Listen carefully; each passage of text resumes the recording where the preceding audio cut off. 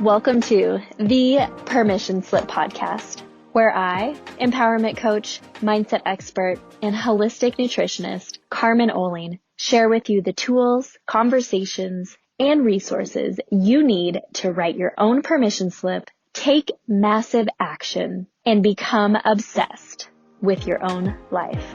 Let's get started. Welcome back to this week's episode of the Permission Slip podcast. So this is going to be the advice that I received from Robbins, Brendon, Burchard, Gabby, Bernstein, Chris Carr, and Jim Quick, and more. So let's just dive right in because there are so many nuggets. It's like a gold mine. So how did I even get the advice from all of these amazing thought leaders and authors, best-selling authors? Well, a few weeks ago, I had the privilege and opportunity to attend the Hay House event. It's an annual event that they host, which was new to me, called I Can Do It. So how this came about was, and you've probably heard me share the story that I manifested seeing one of my first spiritual business mentors, and that is Gabby Bernstein. So a few months back, I thought to myself, I'm going to see Gabby Bernstein in person this year. I was like, we're going to manifest that. We're going to declare it done. We're going to say it every day. We're doing this thing. And the key to manifesting is deeply believing. And then letting go of the outcome and the attachment to like the when and the how it's supposed to come. Because sometimes what you're believing for, you can actually get something even better. It might not even be that thing. But if you're so focused and white knuckling on the thing, then you're probably not going to get the thing or even the thing that's even better. So anyway, I tell myself, we're going to do this. We declare it done. We believe it. We feel it in our body. It is 100% locked in. We are doing this thing. Next day, I get a promo ad on Instagram or Facebook. I can't remember. Maybe it was an email because I am on the Hay House email list because I am going to be a published author with Hay House. We'll go ahead and declare that done right now.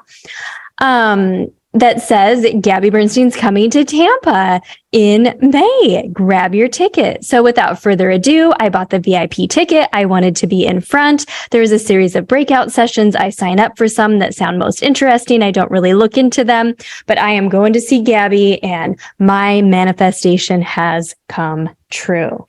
So I get there. And you know what? The most magical thing happened. The most magical thing was that I loved Gabby's talk, and she talked a lot about, and I'll share my takeaways from her as well, a lot about internal family systems and the work that she did with her book, Happy Days, which is her most recent book. And then she also talked about the new book that she's working on called Self-Care, which I'm just so excited for as well, which was awesome. And I loved her talk. But you know what I loved even better? The inspiration, the guidance, the downloads of information that I received based on this event, because I didn't put two and two together, but God brought me to this event to show me, look at all of these best-selling published authors and look at some of these other published authors that are here that maybe are not best-selling, but they are making a big, bold statement and a huge impact in the world with their gifts, with their assignment, with their calling on purpose for purpose. And that's what you're meant to be doing.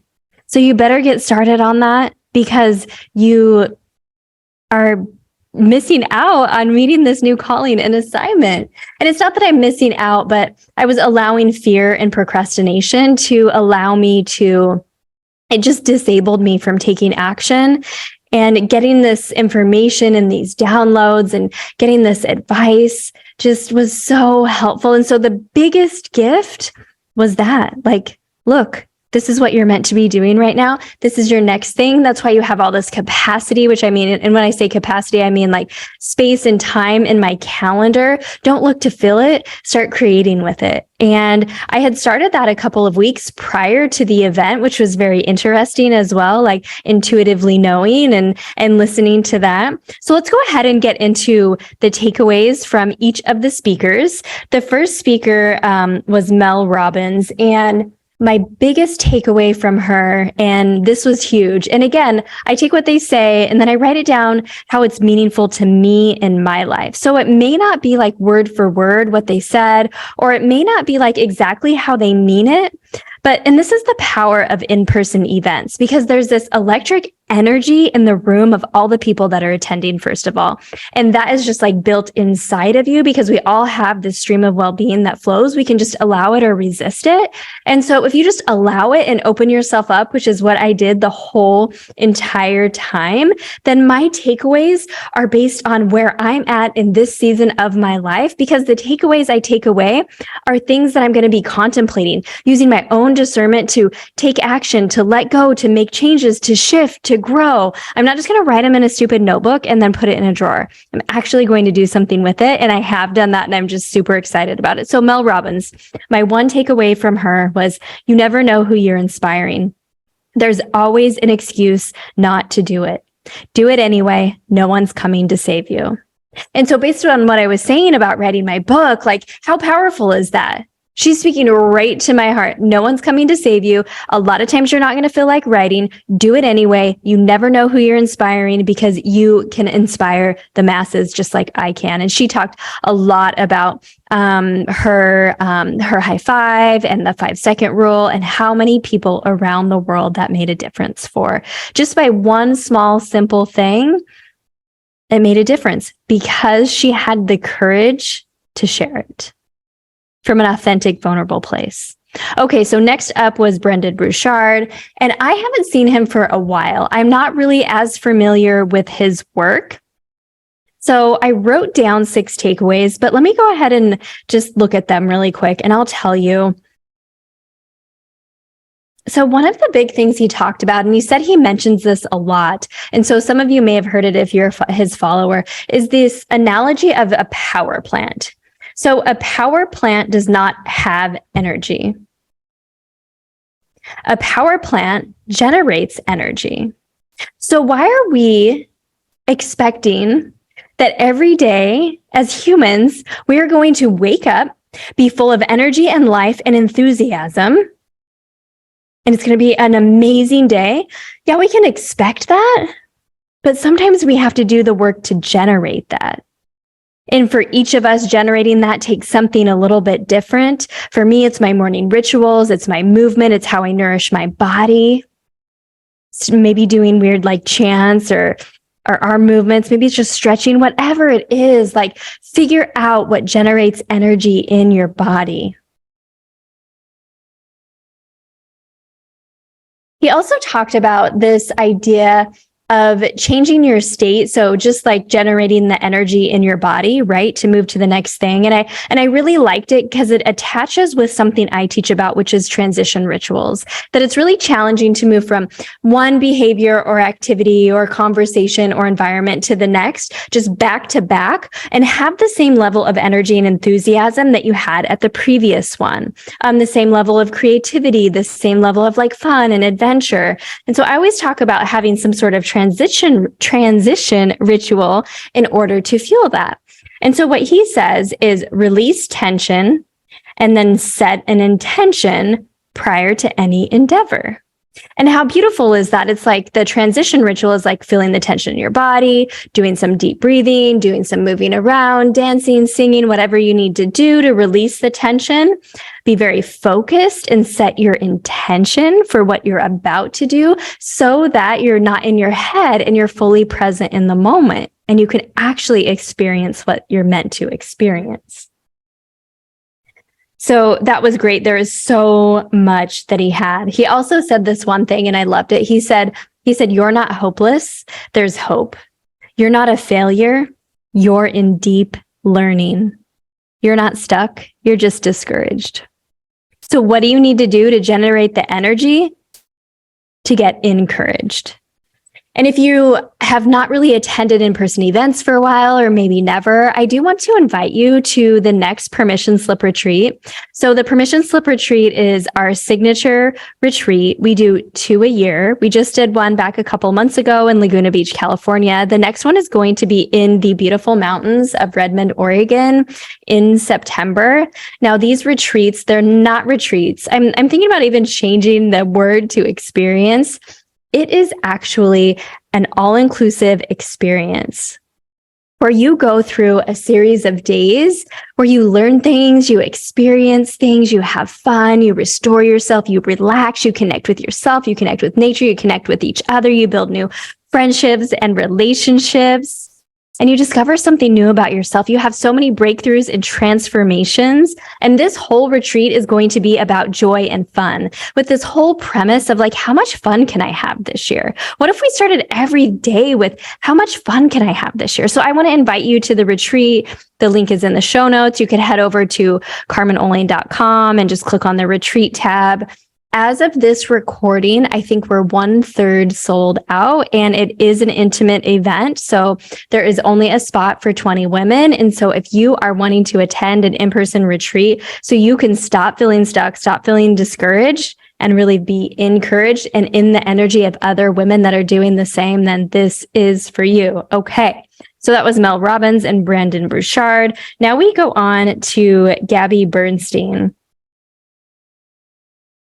And 2 things that she shared. So she shared a lot about internal family systems and moving through trauma. So big T and little t. So little t might be someone saying something negative to you and it stuck with you. Big T might be like some sort of casualty or death or something like that that you had in your life. She uses internal family systems and talks about some lessons from her book, Happy Days. So if you are interested in that, I highly, highly encourage you to grab the book. I'll put the link in the show notes.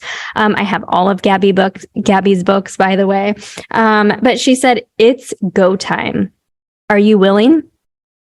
And are you willing? You just need to be able to take that first step, because once you take that first step, you taking that movement builds momentum, and then life will meet you at your point of action. And this is like Carmen adding on to what Gabby was saying here. So it's fucking go time. Are you willing? All you have to do is be willing and take the first step. And then you'll have the momentum, and life will start meeting you, and then it'll build clarity and confidence. So you can really get that freedom that you want in your life. And then the second thing that she said, which really resonated with me too, is when you open your heart to yourself, you open your heart to the world. Let's do that together. Let's put our hands on our heart right now. And then let's take a deep breath in through your nose. Out through your mouth with a sigh. Breathing in again. When you open your heart to yourself, and now push it out and push your hands out with the breath, you open your heart to the world. I just hit the podcast mic. Oh, try that out though. That feels good. I had the opportunity to go to a breakout with a woman that was new to me as well, Sandra Ann Taylor, and she's an Akashic Records expert. And I think the thing that I took away from her is that we don't give our souls enough credit. We limit ourselves by our physical limitations, and we don't give the spirit, the soul, our intuition, our inner knowing, that still small voice, whatever you want to call it, enough credit. And we just keep limiting ourselves with these physical limitations and these beliefs, and by like only trusting what we can see instead of believing and having faith that in like believing in the unseen.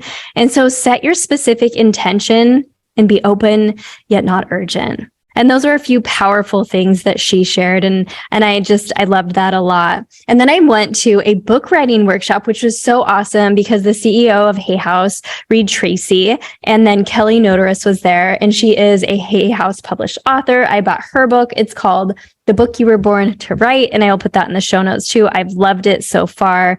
They shared, that we all have wisdom to share that people need.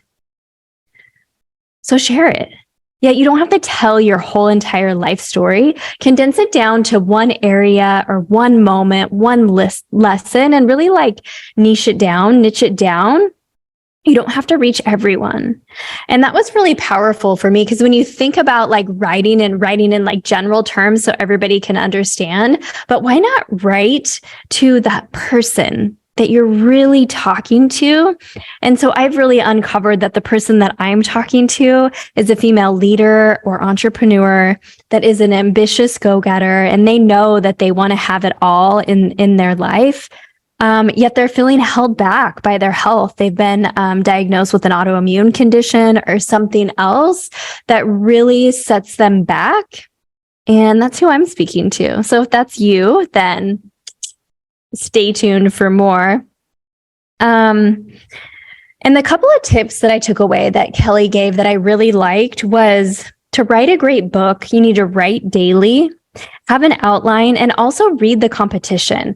And so she even like this thought that I had about reading the competition of, I don't want to steal their ideas. I want my ideas to be like new. So I'm not going to read what they have to say, was like, no, it's going to give you inspiration. You're going to have your own creativity. If you have your writing process, down packed, it's going to show you, and it's going to keep you like inspired and in the work, and it's going to fuel your own authentic creative ideas. And when you're reading, then you're in this like magical bubble of creativity.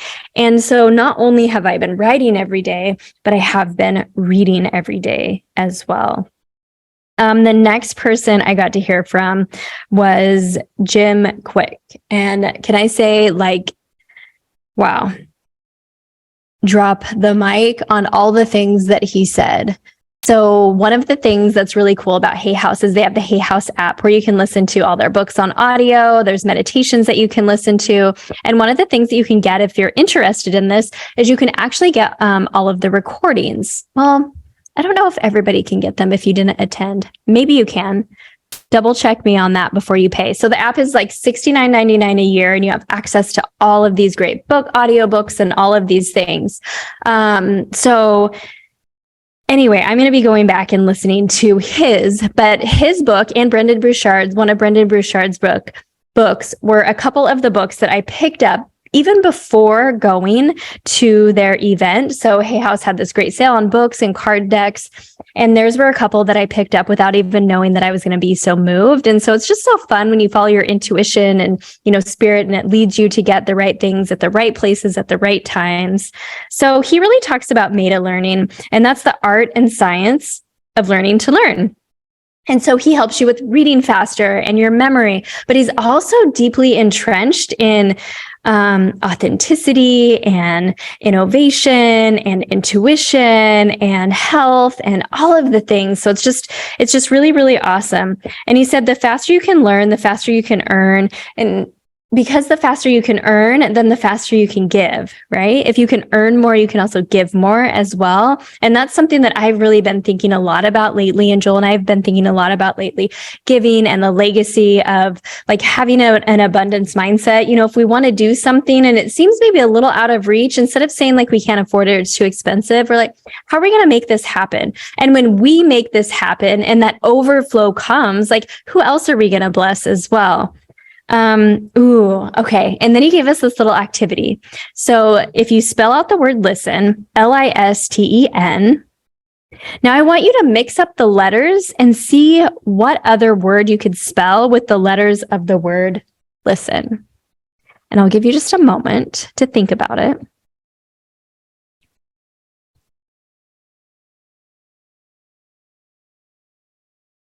Now, I got this right away. And usually if there's a joke or something like this, like I am slow to the party. I am late to the game. Like, no, but I got it right away.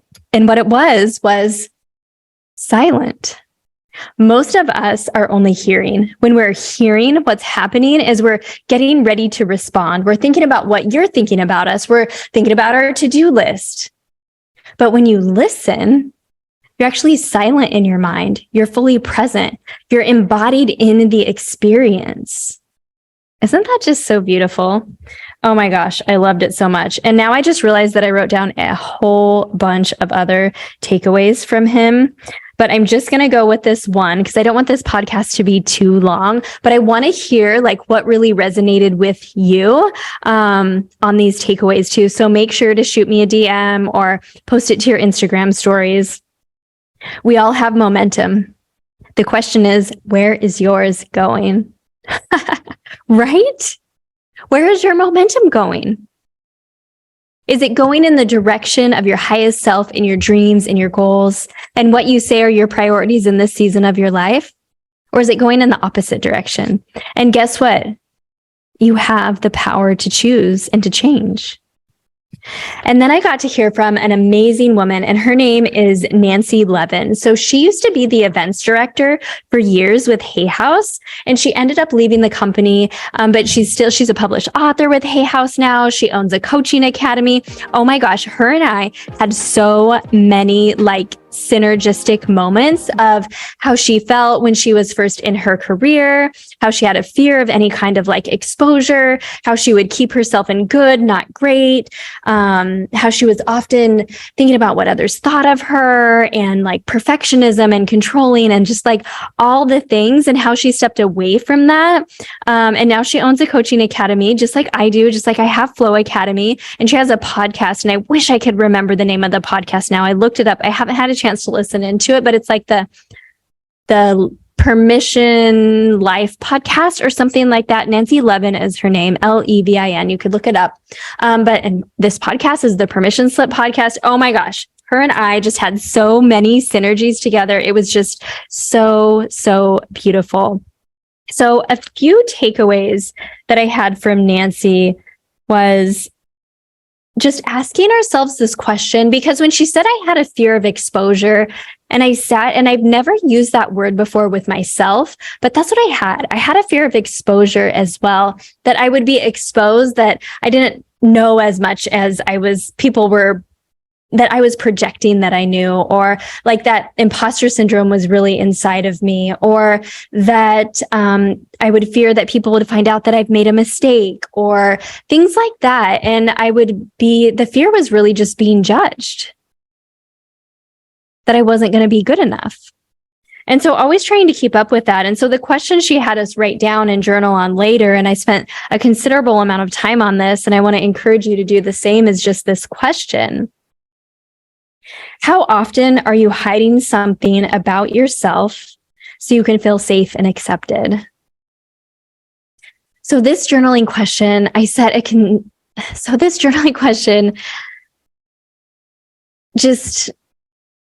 I'm getting tongue-tied. It was very eye-opening for me. It was so true. In my past, how often was I hiding something about myself so I could feel safe and accepted? And how much I was trying to feel safe and accepted. And when I step away from that and step more into authenticity and vulnerability, true vulnerability, not just peeling off one layer, but peeling off 5,000 layers that need to be peeled off. And when I step more into that, it's how much more freedom and joy you have, and how much more you realize that me being authentic gives someone else permission to be authentic, and I am more like you and you are more like me than I've ever imagined. And most people are not judging you. They're so worried about what they're doing. And just because you see something in someone else means it's inside of you. That could be good or bad, a mirror reflection.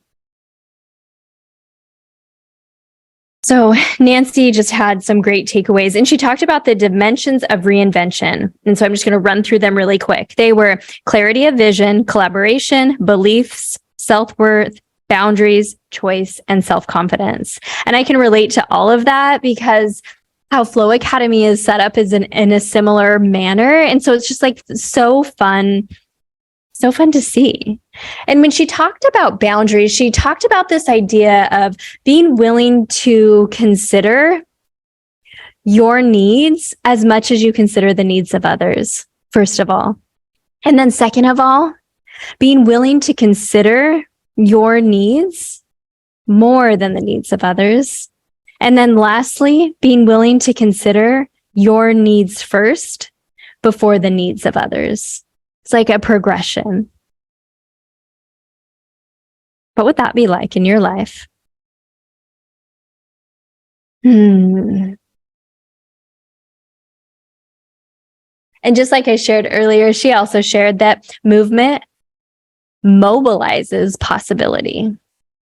Action alleviates overwhelm and anxiety.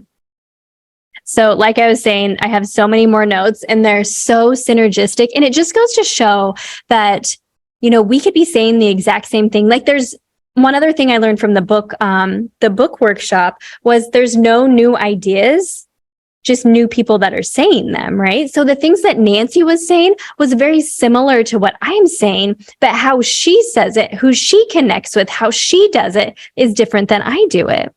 And there's room and space for all of us. And that was just another beautiful, beautiful, beautiful takeaway.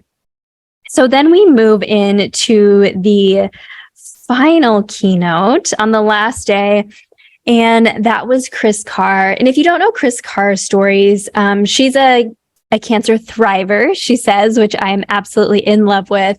And she's really doubled down and wrote a bunch of books on taking care of yourself and thriving health, cookbooks, all that sort of thing. I highly, highly encourage you to check it out. And as I'm looking at my notes right now, she wrote something that I've been talking about for a while, and she said, the golden years. There's this fallacy or this idea that the golden years are you go to school, you go to college, you get the job, you have the family, you get the pension and the retirement, and then you retire, and then it's the golden years.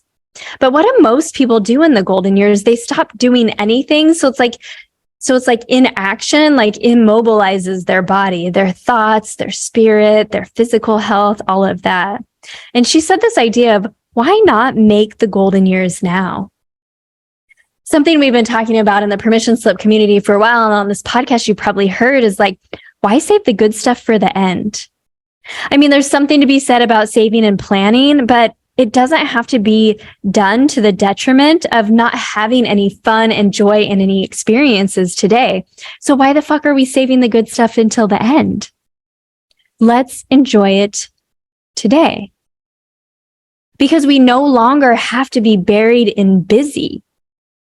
She also talked about this idea of hyperactivity, of doing more to get ahead. There's oftentimes when we think that we're not like matching up to what other people are doing, society has, or the expectations that we place on ourselves. They're just bullshit labels that we've learned over time based on our conditioning, and then it sets up our limiting beliefs. She says that we either get hyperactive, do more to get ahead, or get frozen, like, oh, I can't do it. What's the point? And I was like, that's so true. But both of those give us a false sense of control. And when we have a false sense of control, then that goes back to feeling safe, seen, soothed, or secure, even though it's a shitty one.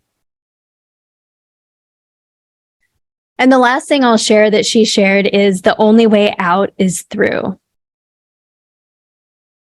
So when you find yourself saying, when I blank, then I will blank, that's a sign that you need to slow down. You need to check yourself. You need to call yourself on your own BS. And you need to figure out what it is you want in your life so that you're no longer saving all the good stuff for the end. Life is meant to be lived. So how can you experience more aliveness now, today? So that was my wrap up from the Hay House event. I hope that you enjoyed it, and I highly, highly encourage you to get out of your house, get out of your box, get out of your office, get out of your cubicle, get away from your laptop, and get your booty into other in-person events. Again, my retreat in September, the permission slip retreat, is September 14th through 17th. I highly encourage you, if you are a woman looking for inspiration, motivation, next level growth, abundance, freedom, health, relationships, all of the things, this is for you. Click the link in the show notes, and I invite you to join me. And I want to hear what takeaway I shared resonated with you, but I also want you to think about, like, how does it apply in your life? You know how I was saying, like, I took the ideas and like, okay, this is what I'm going to do, or this is what I really liked and why in my life. I want you to think about and use your own discernment and contemplation, like how that works. And then I want you to voice note it to me, share it on your stories. Like together we can start inspiring others. Remember what Mel Robbins said, do the thing. No one's coming to save you. You never know who you're inspiring. So post that shit on your stories, tag me, I'll reshare it, because guess what? You never know who the fuck you're inspiring. Thank you so much for listening, and I will talk to you next week.